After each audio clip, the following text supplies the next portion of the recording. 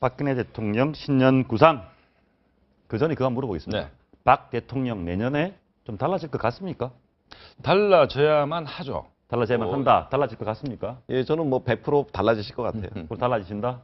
달라져야만 한다. 예, 같으신데 달라지는 첫 신호가 신년 구상을 일방적인 담화가 아니고 기자회견 형태로 쌍방소통을 할 가능성이 있다. 이런 얘기가 나오고 있습니다. 그러니까 지금 박근혜 대통령 취임 이후에 이제 우리가 지금 대의제라는 것은 뭔가 하면 국민이 뽑은 대통령인데 그렇다고 뭐 5천만 국민하고 다 일대일로 대화할 수는 없지 않습니까? 그러니까 그 매개가 미디어고 미디어가 언론 아닙니까?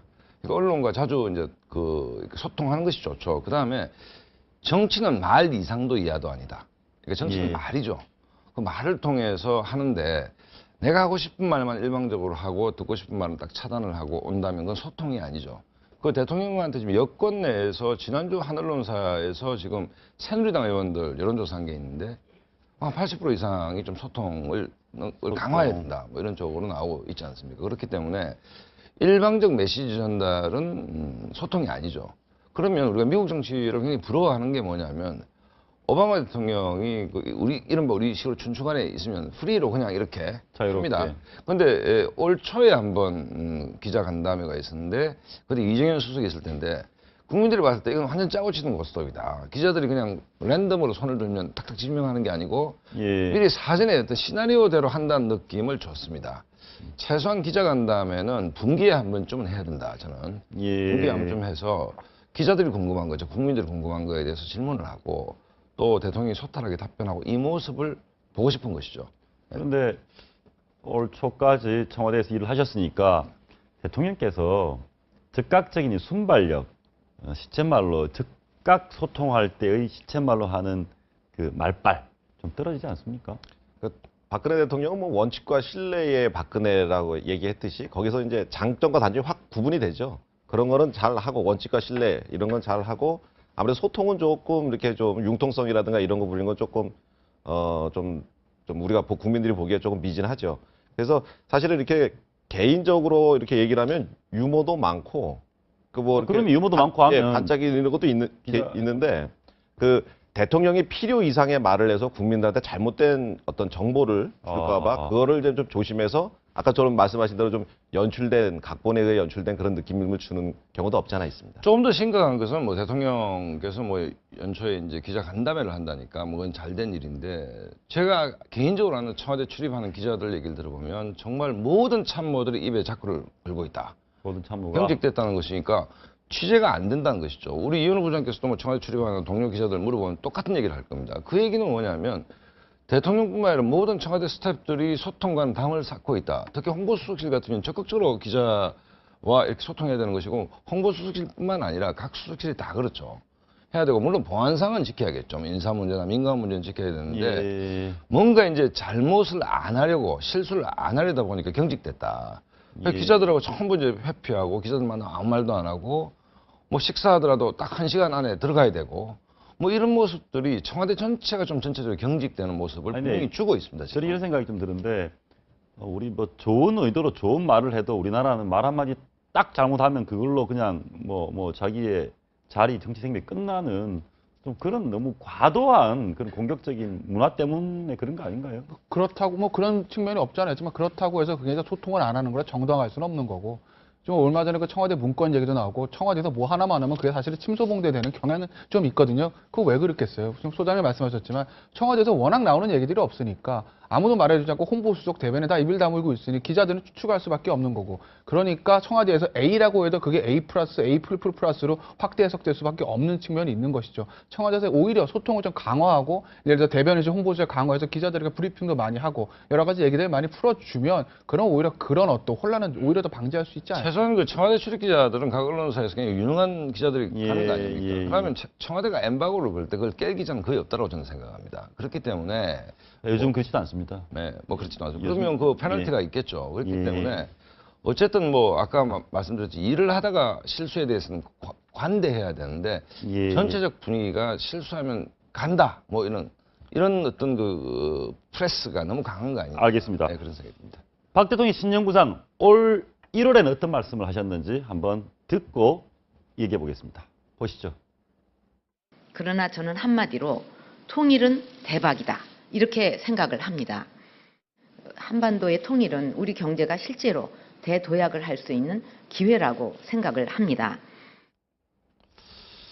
저 때만 해도 좋았습니다. 통일이 대박이었는데 세월호와 정윤회에 묻혀서 통일 대박인지는 잊혀져 버렸. 저는 아젠다 세팅, 아젠다는 단순했다 생각합니다. 예를 들어서 뭐 박정희 대통령 잘 살아보세요. 잘 살아보세. DJ 햇볕 정책, 예. 노무현 뭐 균형 발전. 근데 지금 그러니까 그 박근혜 정부는 아젠다가 너무 많아요 지금. 헷갈립니다 지금. 자, 통일은 대박이다. 그래서 통일준비위원회를 만들겠습니다. 만들었습니다. 그다음 1년 동안 성과가 뭐죠 도대체?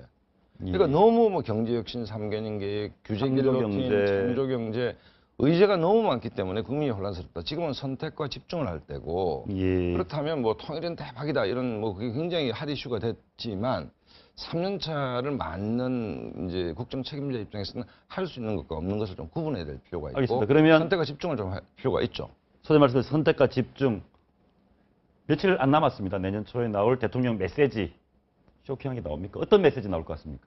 결국 뭐 3년 차기 때문에 경제 활성화 쪽에 방점을 찍지 않을까 경제다. 싶어요. 근데 문제는 박정희 대통령 경제 정책이 사실 구호가 계속 바뀌거든요. 대선 전에 경제 민주화에서 그다음에 창조경제 나왔다가 뭐 경제 활성화 나왔다가 여러 가지 이제 자꾸 바뀌고 있는데 소장님 말씀하신 대로 하나만 잘해도 성공한 대통령은 남으실 수 있으실 겁니다. 이제 경제 얘기 말고는 어떤 메시지가 나올 것 같습니까? 지난 22일 날 우리 경제장관 회의에서 얘기를 하셨죠.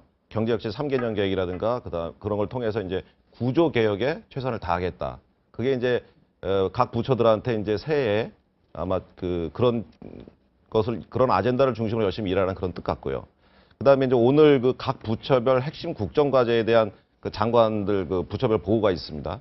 거기에서 박근혜 대통령이 처음에 그 지시했던 일들을 뭐 1년 하고 말고 이런 스타일이 아니라 쭉 꾸준히 끌고 가는 그런 스타일이니까 그 각 부처별 핵심 국정 과제 이야기도 좀 들어갈 거고요.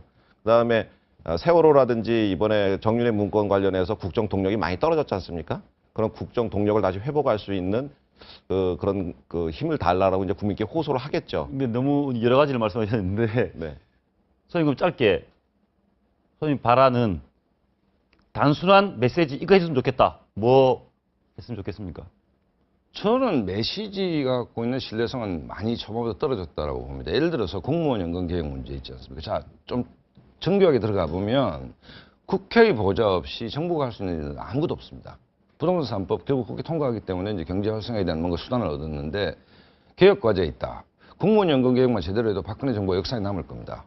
역대 어느 정부도 못했기 때문에. 그런데 그건 새누리당과 협조 없이는 안 되죠. 그런데 올 초에 기재부에서 사학연금과 군인연금 같이 지게에 얹으려다가 하나만 해도 당이 무거워서 하체가 우들거리는데 예. 또 그 쌀가마니 2개를 더 얹었습니다. 예. 그러니까 발끈했죠. 그다음에 이번 청와대 신년회 문제도 사무총장을 빼면서 당대표가 또 화를 냈지 않습니까? 예. 그렇다고 본다면 공무원 연금계에서 이양수 평론가 있지만 안행부 장관이 누구인지 그 양반이 자기 업무임에도 불구하고 국민들 앞에서 연금 계획이 왜 해야 되며 소상히 설명한 적을 본 적이 없습니다. 모든 어려운 것은 당에 다 얹어놓으면서 또 청와대는 당을 홀대하고 있는 것이죠. 3년 차에 갑은 정당이고 을이 청와대입니다. 그렇지 않습니까? 알겠습니다. 그러니까 을이 갑의 눈치를 봐야 되는데 을이 갑을 홀대하면서 뭐 쓰레기 아저씨처럼 숙제만 잔뜩 던져주는 이 구조는 안 된다. 그렇기 때문에 기본적으로 대통령 신년사에서는 당정청이 좀 원활하게 움직이는 어떤 숙제는 예. 나와 있지 않습니까? 뭘 해야 될지 나와 예. 있다면 정치력을 발휘해서 좀 움직여야 되는 것인데 자꾸 파이렘이 나온다면 당의 동력을 모노토면 국정운영의 동력이 어디 있겠습니까? 그런 측면에서 메시지보다는 운영에 좀 더 원활하게 하는 소통을 좀 강조하셔야 되는 거 아니냐. 알겠습니다. 새해에는 무엇이 됐건 좀 부드러운 원활한 모습 기대해 보겠습니다.